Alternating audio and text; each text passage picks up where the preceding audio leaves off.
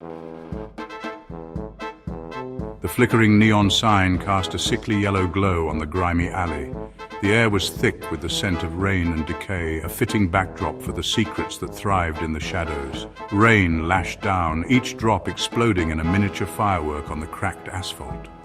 The relentless downpour masked the city's whispers, but for those who knew where to listen, the rain was a symphony of hidden truths. Detective Harding, a trench coat silhouette against the harsh light, leaned closer to the trembling informant. His eyes, sharp and unyielding, scanned the alley for any signs of danger. The informant's fear was palpable, a testament to the gravity of the information he was about to divulge. "They call it Project Midnight," the informant muttered, his voice barely audible above the storm. Each word seemed to carry the weight of impending doom, a prelude to the chaos that was about to unfold. A plan so big, so brutal, it'll make their past crimes look like child's play. Harding's jaw tightened. He had seen the aftermath of their brutality before, but this was something else entirely. The stakes had never been higher. He knew the brutality of the Serpent's Fang gang all too well. Their reign of terror had left scars on the city, both visible and hidden. The gang's graffiti marked their territory, a constant reminder of their presence. Their leader, Viper, was a phantom, a whisper in the darkest corners of the city. His name alone was enough to instill fear, a ghostly figure who orchestrated chaos from the shadows. "Project Midnight," Harding repeated, his voice a low growl. The words tasted bitter on his tongue, a reminder of the darkness he was up against. He knew this was more than just another case. It was a battle for the soul of the city. This time, Viper had gone too far. The line had been crossed, and there was no turning back.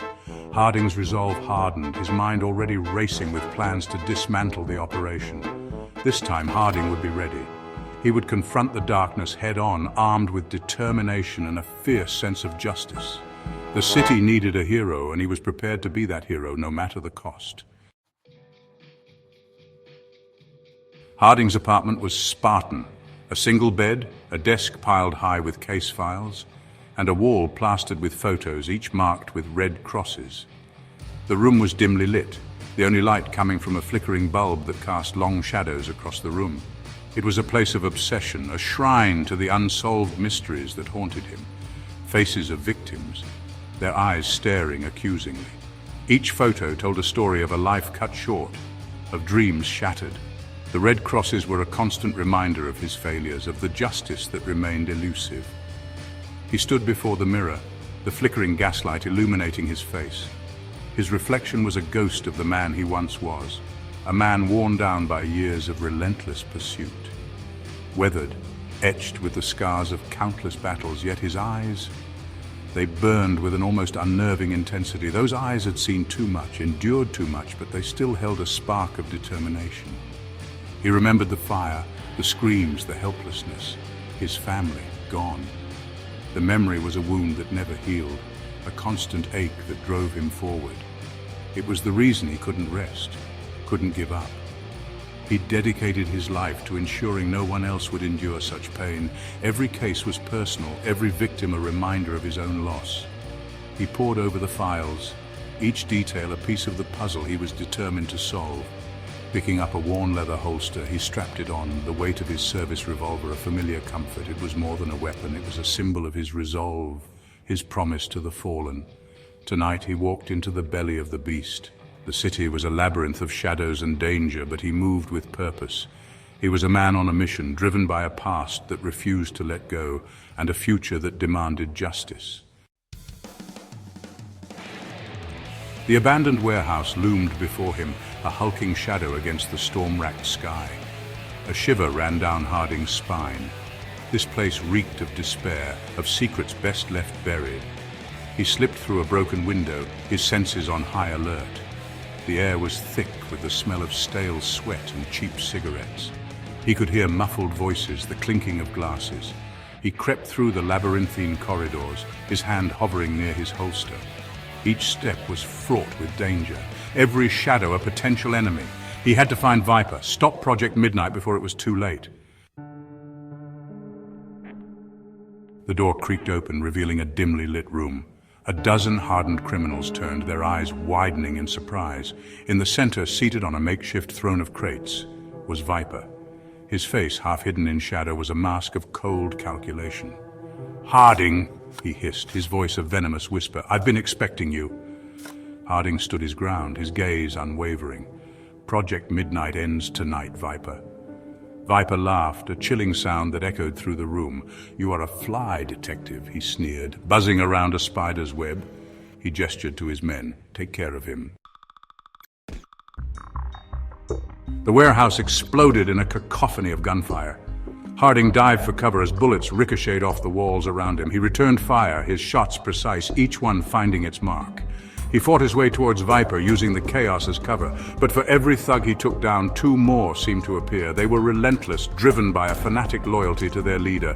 He saw his chance. As Viper moved to escape through a side door, Harding lunged, tackling him to the ground. A struggle ensued, a desperate grapple for survival.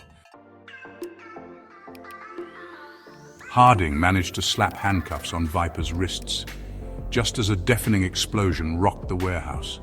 Flames erupted, licking at the rafters, casting grotesque shadows on the walls. He dragged Viper towards the exit, choking on the thick smoke. The fire was spreading fast, consuming everything in its path. He could hear the terrified screams of Viper's men trapped within the inferno. He burst out into the night air, collapsing onto the rain-soaked pavement, Viper in tow. Sirens wailed in the distance, drawing closer. He had won this round, but at what cost?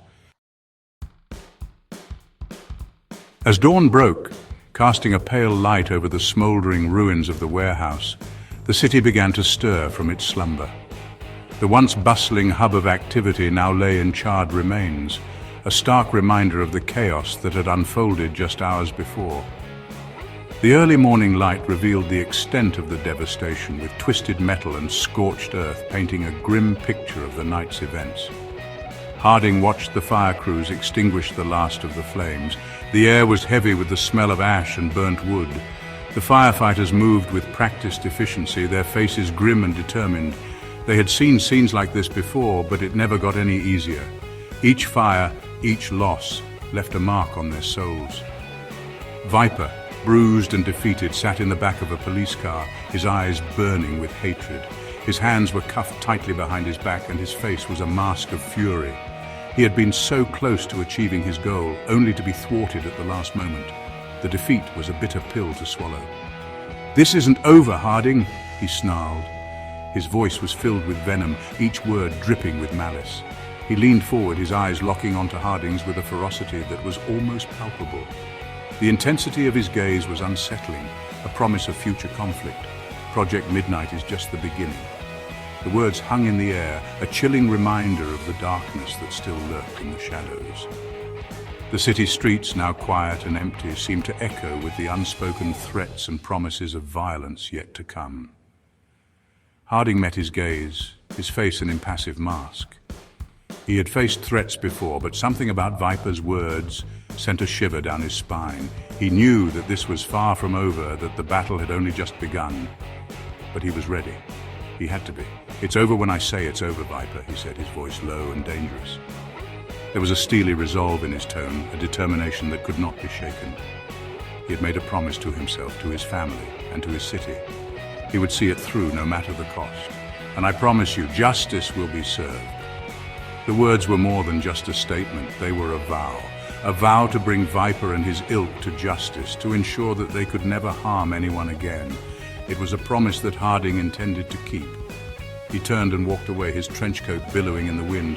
Each step he took was filled with purpose, a silent declaration of his intent. The road ahead was long and fraught with danger, but he was undeterred. He had faced worse and come out stronger. He had a long road ahead of him, but he was ready.